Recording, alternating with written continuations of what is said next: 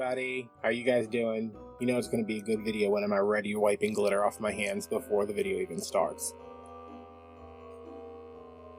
I got this idea because I told my sister I wanted to make over 3 ornaments that I hated, and these are one of them. I think they have their places. They're just, what use are they when there's glitter literally everywhere? So I bought some of these, and they're a good size. I think these are a really good size for what they are. But I was not interested in this diamond wrap because I really, really think that it has just, like, ruined everything it's ever touched. So what I'm going to do is remove this applique, which by itself, I don't know why that looks better, but if you wanted to save it for something else, you absolutely could, just as long as you don't break it when you're taking it off. The best way I have found is to just go slowly, and they do have a little tag at the top that has like a little plastic pin in it. I broke one of my ornaments when I was taking the tag out, so be careful. I was trying to cut it down here, but there's still a little tab in there, so just kind of yanking it out slowly, and there it is. It's just like a little anchor that's in there. So take that out. It's already out of the white one, and when you go to peel these off, just go slow. You can just kind of hook your nail underneath it if you don't have nails. I mean, I don't have nails and I'm able to do this, so if you don't want to use your nails as tools like I do all the time, you can just kind of go through with maybe a little offset spatula or palette knife or something like that, but I just went around and lifted the outside sections, the middle sections, and then the whole thing just came off of the middle, and you can see it's still a little sticky. And yeah, that can go with something. I mean, I would stick that in the tree as like a little accent. And you're getting 2 of them per ornament, so when this is over, I guess you actually end up with 3 ornaments. Now, when it came to getting out the paint for this, I did not know where to go. I did not know what to do. There's nutmeg brown, there's chestnut, and there's territorial beige. The nutmeg was very red. The territorial beige was very gray. And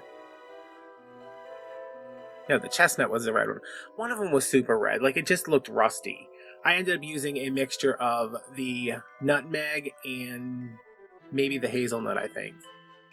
I know I didn't use the gray one because it was too gray. I had this whole plan in my head where I was going to, like, you know, paint them and then, like, shade them so they really look like cookies. But once I painted the first coat on, I was like, okay, well, that's good. That looks good enough like a cookie to me. Good enough like a cookie to me. I'm very well at the getting English. So I tried this with a little flat Tokalon brush like this. I also tried it with a foam brush just to see what I liked better. I think I did like the foam brush better, but you can't get into all the little in-between parts with the foam brush. So yeah, this is the nutmeg and the chestnut mixed together with just a little bit of the chestnut. Because I think when I think of gingerbread cookies, I always think that they're brown, but there's like a warmth to them. Not red, but just a little bit of warmth. Like a cinnamon color.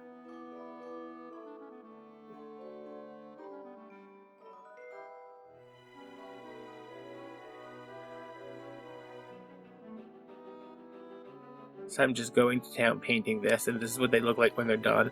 And as you can see, you can still see the indentations from where the diamond wrap was, or the plastic rhinestones, whatever you want to call them, but we're going to end up covering those over anyway.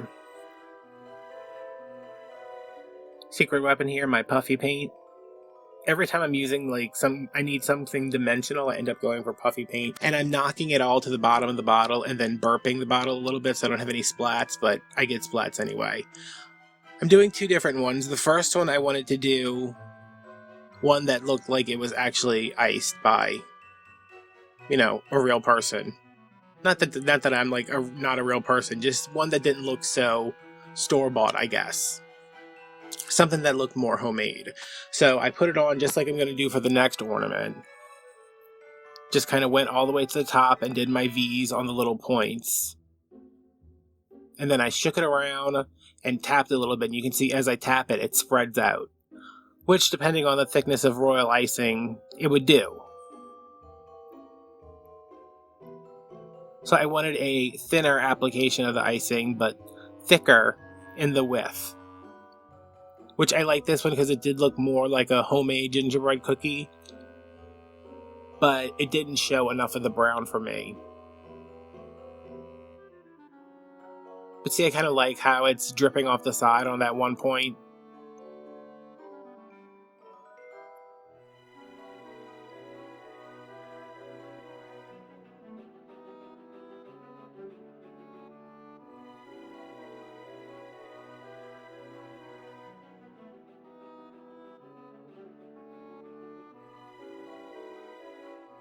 So yeah, I wanted to do this challenge with the 3 ornaments, but I couldn't find anyone. I mean, there's plenty that I don't like at Dollar Tree, but I didn't really know what to do with them, and I don't know. It just kind of got away from me. I wanted to do something with those deer, but it was like those deer with the curly antlers. Those, I don't. What do you do with that? So now here's my homemade looking one, and this is one of my favorite glitters. It says it's iridescent, but it's not. It's basically just a clear glitter. So you get whatever color is underneath, plus a little bit of shimmer. It's not super sparkly, but I'm trying to mimic the effect of like sanding sugar on a cookie.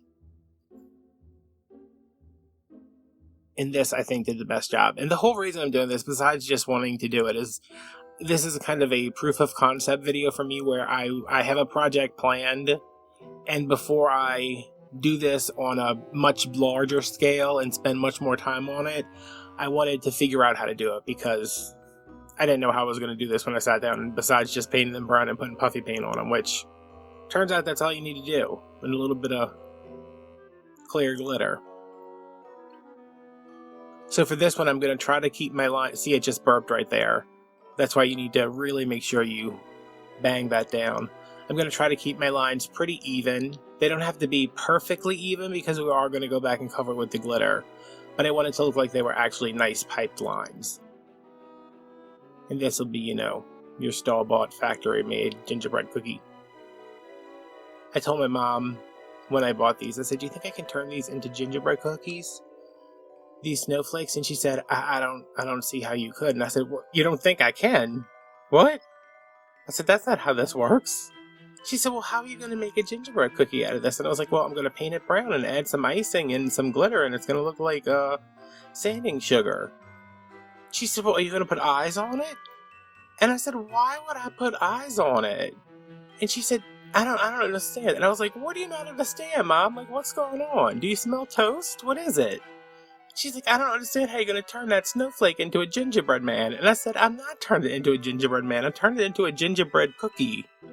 And she was just like, I don't understand. So when I sent her the pictures the other day, she's like, oh, okay, I get it.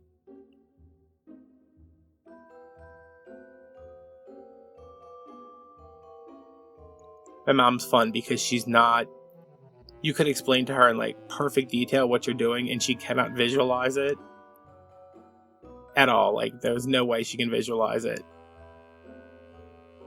I don't know how I'm her kid, but I am.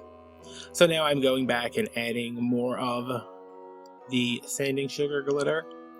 And this is only 98 cents, I think, for the little tubes. If you break this down, if you have no supplies, if you have not a single scrap of craft equipment or supplies in your house, you could make this ornament for... I think it was $3 because the ornament's $1. The paint was 50 cents. It was $3.50. Ornament's $1. Paint was 50 cents. Puffy paint was $1. Glitter was $1. And that would be for one ornament. But you could go back and buy multiple of the same ornament, and you have plenty of paint and glitter left over to make even more. So very economical. And that's starting from nothing if you have absolutely nothing in your house. But I had most of these things. And this is both of them completed. I do like the neater one better, but I think the other one's kind of charming too. And here's a close-up. You can see how the texture of the styrofoam, well, that's actually the texture of the glitter. It kind of gives that baked appearance, and that's the shot of the other one. And I was going to use these for a wreath, but I scrapped that idea, so I don't know what I'm doing with them now. I hope you guys enjoyed this. Let me know what you think. Follow me, all those places. I'm not going to repeat it. And I will see you on Wednesday. Bye.